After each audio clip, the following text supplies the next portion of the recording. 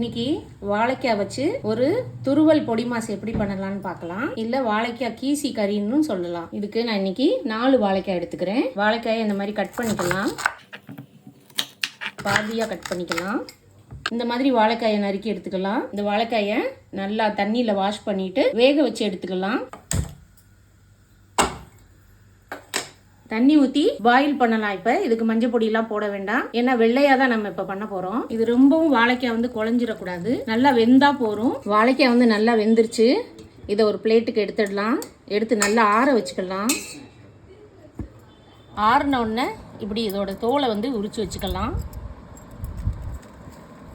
ஆறின உடனே இந்த வாழைக்காயெல்லாம் இப்படி நல்லா துருவி வச்சுக்கிடுங்க. அடுப்பில் பேன் வச்சு ஆயில் ஊற்றிடுங்க. ஆயில் காஞ்ச உடனே 1/2 ஸ்பூன் கடுகு, 1/2 ஸ்பூன் சீரகம், உளுந்து, கடலைப்பருப்பு எல்லாம் போட்டுடலாம். பெருங்காயம் போடலாம். ஒரே ஒரு காஞ்ச மிளகாய் வச்சுருக்கேன், அதுவும் போடலாம். துருவின இஞ்சி போட்டுடலாம். கருவேப்பிலை போட்டுடலாம்.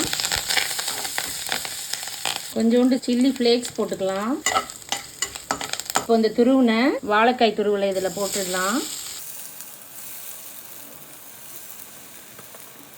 சுவைக்கேற்ப சால்ட்டு போட்டுக்கலாம். இப்போ நல்லா உப்பு வந்து இதில் நல்லா சேரணும். இந்த சில்லி ஃப்ளேக்ஸு எல்லாமே நல்லா சேர்ற மாதிரி நல்லா கிண்டிக்கிடுங்க. இப்போ டேஸ்ட்டுக்கு கொஞ்சமாக சீனி போட்டுக்கலாம். துருவின தேங்காய் பூ கொஞ்சம் போட்டுக்கலாம். இதுலேயே கொத்தமல்லி கொஞ்சம் போட்டுக்கலாம். நல்லா மிக்ஸ் பண்ணிக்கலாம். பொதுவாக இப்போ இந்த மாதிரி கீசி கறி பண்ணும்போது பச்சை மிளகா தான் போடுவாங்க.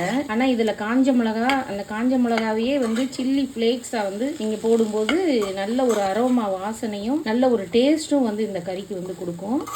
இந்த மாதிரி நீங்கள் ட்ரை பண்ணி பாருங்கள், ரொம்ப டேஸ்ட்டாக வித்தியாசமாக இருக்கும். இதில் இந்த தேங்காவோட வாசனை, உப்பு எல்லாமே சேர்றதுக்கு 1 நிமிஷம் இல்லைன்னா ஒரு 2 நிமிஷம் லைட்டாக மூடி வைங்க. அவ்வளோதான், இப்போ திறந்தாச்சு. வாழைக்காய் இப்படி துருவின துருவல் பொடி மாசு வந்து ரெடி ஆயிடுச்சு. இது அவல் மாதிரி வெள்ளையா இருக்கிறதுனால அவல் பொடி மாசுன்னு இது சொல்லலாம். வாழைக்காய் அவல் பொடி மாசு சொல்லலாம். இதுல டேஸ்ட்டுக்கு உங்களுக்கு தேவைப்பட்டா நீங்க லெமன் புழிஞ்சுக்கலாம். வாழைக்காய் துருவல் பொடி மாசு வந்து நமக்கு ரெடி ஆயிடுச்சு. சர்வ் பண்ணிடலாம்.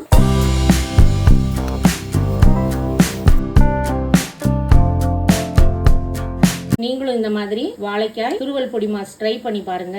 எப்படி இருக்குன்னு கமெண்ட்ல சொல்லுங்க. தேங்க்ஸ் ஃபார் வாட்சிங்.